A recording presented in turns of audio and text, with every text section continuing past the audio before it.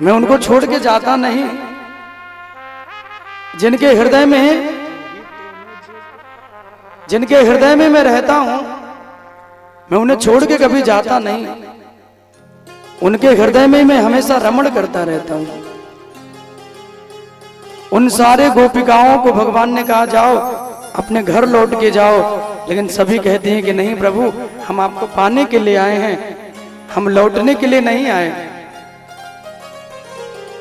मेरे जीवन में आपका पदार्पण हो जाए, मैं आपको पाने के लिए आई हूं। भगवान ने कहा कि देखो मैं ऐसे नहीं मिलता, मुझे पाने के लिए न जाने कितने जन्म लग जाएंगे। कैसे पाओगी मुझे, कैसे रिझाओगी मुझे, कैसे मनाओगी? गोपिकाओं ने कहा कि गोविंद, मैंने सुना है जिनका कोई नहीं होता उनके आप होते हो, और मैंने अपना सर्वस्व तुम्हारे लिए छोड़ दिया है, और सर्वस्व छोड़ के तुम्हें रिझाने के लिए आई हूं। भगवान ने बड़ी प्यारी कथा सुनाई। देवी पतिव्रता स्त्रियां जो होती हैं ना, उनमें बड़ी ताकत होती है। अरे वो तो भगवान को भी 2-2 साल का बालक बना देती हैं। माता अनसुईया की कथा को सुनाया। भगवान ने कहा कि अपने पति की सेवा करते हुए, अपने पति की उन्होंने इतनी सेवा कर ली, इतनी सेवा कर ली कि श्री ठाकुर जी जब द्वार पे आए ना, तो अपने पतिव्रत धर्म के द्वारा, अपने पतिव्रता व्रत के द्वारा उन्होंने जल लेके छिड़क दिया और कहा कि ये तीनों 2-2 साल के बालक बन जाए।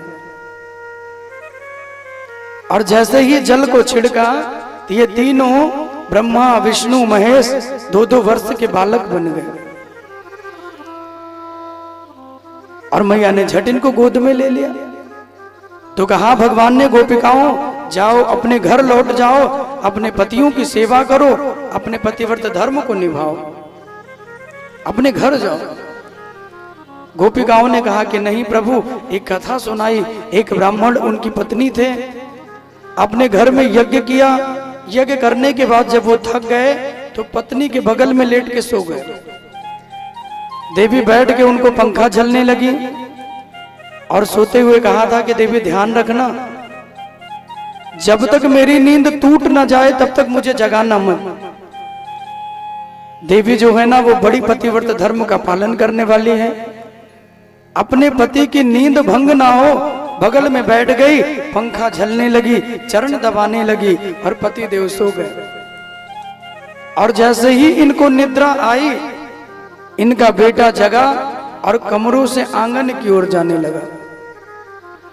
उन्हीं आंगन में यज्ञ कुंड में अग्नि जल रही है। और जब अग्नि जल रही थी तो उन जलती हुई अग्नियों में, यहां लगा दीजिए,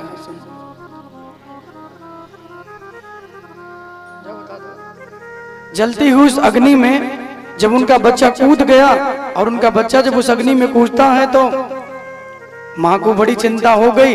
मां के नेत्रों से अश्रु निकल पड़े।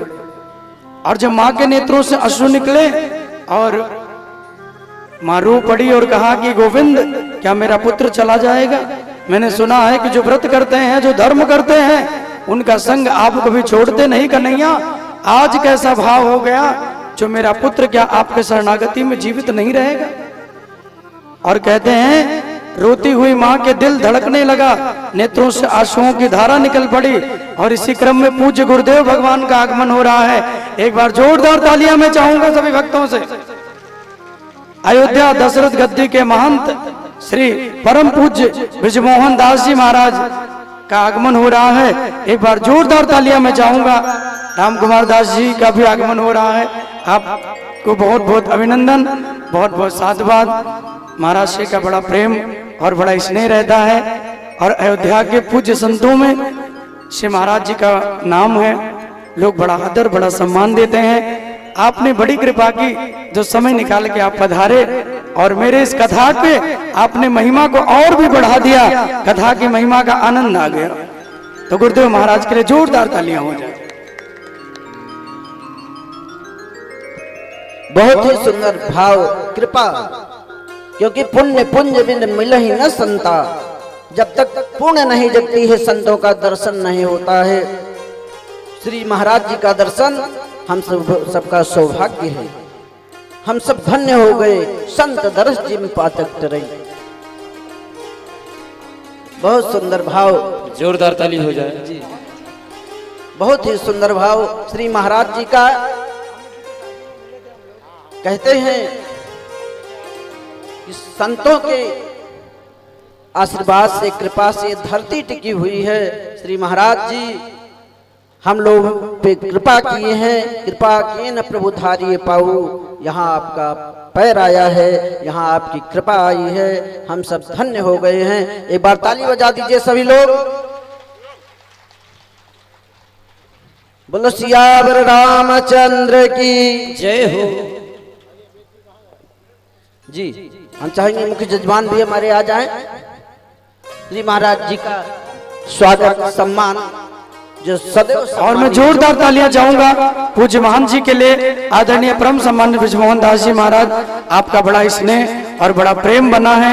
बहुत बहुत अभिनंदन कि आप अपने श्री चरणों को लेके यहाँ पधारे और आपकी बड़ी महिमा, बड़ी कृपा हम सब भक्तों के जीवन में रही। आप भी तालियां बजा के गुरुदेव महाराज के चरणों में प्रणाम करिए। बहुत बहुत अभिनंदन और बहुत बहुत साधुवाद। हम अपने जीवन को कृतार्थ माने। जो स्वामी जी जल्दी कहीं जाते नहीं हैं, आपकी बड़ी कृपा जो आप यहाँ पधारे। और मैं निवेदन करूंगा सुंदर सा आसन लेके विराजे। बहुत बहुत आभार। क्या बोलना पड़ेगा? राधे। ऐसे नहीं, जोर से बोलना पड़ेगा और जोर से बोलना पड़ेगा। तो आप का परिचय कोई परिचय के आप मोहताज नहीं है। सारी दुनिया, सारी सृष्टि जानती है। और राम मंदिर निर्माण में पूज्य महान जी की बड़ी महिमा रही है। और मैं तो नित्य फेसबुक के माध्यम से आपका दर्शन करता हूं और रोज ही लाइक कमेंट करते हुए आपको प्रणाम भी भेज देता हूं। और कार्ड मैंने आपके नाम से भिजवाया कि पूज्य महाराज से अगर पधारेंगे तो मेरे जीवन में बड़ी अनुग्रह होगी। क्योंकि मैं तो बालक हूं, बहुत छोटा हूं और इतनी छोटी उम्र में ऐसे महान संतों की कृपा ही मेरे जीवन में हुई है, जो मैं इतनी बड़ी सुंदर भागवत कथा का आनंद आपको दिला रहा हूं। आज 10 साल हो गए मुझे कथा करते हुए। और जब मैं 14वीं साल में था तो कथा को प्रारंभ किया। 10 मार्च को पूरा हो गया। और इन 24 सालों में सिर्फ मेरे जीवन में संतों की, मेरे गुरुजनों की कृपा ही मुझे मिली है, जो मुझे आगे बढ़ने की प्रेरणा देती है। तो आप सभी आए हुए मेरा प्रणाम, बहुत बहुत अभिनंदन। क्या बोलना पड़ेगा? राधे राधे। ऐसे नहीं, जोर से बोलना पड़ेगा और जोर से बोलना पड़ेगा। तो ऐसे सुंदर महोत्सव में आप आनंद ले रहे हैं, जहां आज भगवान के सुंदर विवाह महोत्सव का हम लोग आनंद लेंगे। सुखदेव जी महाराज कहते हैं कि परीक्षित, भगवान ने कहा कि गोपियों पतिव्रता स्त्री में बड़ी ताकत होती है, जो भगवान को भी 2-2 वर्ष का बालक बना देती है। माँ अपने पतिव्रते धर्म को पूरा करने के लिए अपने बच्चे को अग्नि में बलिदान कर दिया, अपने पुत्र की आहुति दे दी। और जब पुत्र अग्नि कुंड में गिरा, माँ का दिल धड़कने लगा। माँ को चिंता हुई कि बेटे को बचाने के लिए जाए। लेकिन गुरुदेव भगवान कहते हैं, फिर उसे ध्यान आया, अगर मैंने धर्म छोड़ दिया तो जीवन में दोबारा नहीं मिलेगा, अगर भक्ति छोड़ दी तो नहीं मिलेगा, अगर पुत्र गया भी तो दोबारा हमें प्राप्त होगा। याद रखिए मेरे भाई बहन, अगर जीवन से भक्ति चली गई, जीवन से धर्म चला गया, जीवन से मेरे राघव की सेवा चली गई, तो मानव जीवन ही व्यर्थ हो गया। मानव जीवन पाकर हम यदि राघव के, राम के चरणों की सेवा न कर पाए और अयोध्या में रहकर यदि भगवान राम का दर्शन का सौभाग्य हमें न मिले, या प्रभु राम के आराधना, राम के बंधन, राम के भजनों को हम अपनी सहभागिता न दे पाए, तो हम मानव कहलाने के योग्य नहीं है। गोस्वामी जी ने भी कहा है कि जिनके हृदय में भगवान राम के लिए भक्ति नहीं है, जीवित सौ समान सो प्राणी। वो व्यक्ति जी तो रहा है, लेकिन बाबा कहते हैं कि मेरी नजरों में वो मुर्दे के ही समान है। ऐसा जीना भी कोई जीना है? ऐसी कमाई कर चलो जो साथ जा सके और मुसीबत बढ़े तो तुम्हारे काम आ सके। केवल धन ही धन मत कमाइए, भगवान के नाम धन को भी कमा लीजिए, यही खजाना वहां काम आने वाला है। वहां कोई ये नहीं पूछेगा कितना बैंक बैलेंस कमाया, वहां कोई ये नहीं पूछेगा कितने का मकान बनाया, वहां कोई ये नहीं कहेगा कितनी की गाड़ी में आप घूमते हो। वहां तो ठाकुर जी के दास पूछेंगे कितना भजन किया है। तो क्या कहोगे प्रभु से? जो किए रहते हैं वो कहते हैं किया है प्रभु, आपने मानव बना के भेजा तो मैंने पशु वाला काम नहीं किया, मैंने आपका भजन किया है। और जो नहीं किया रहता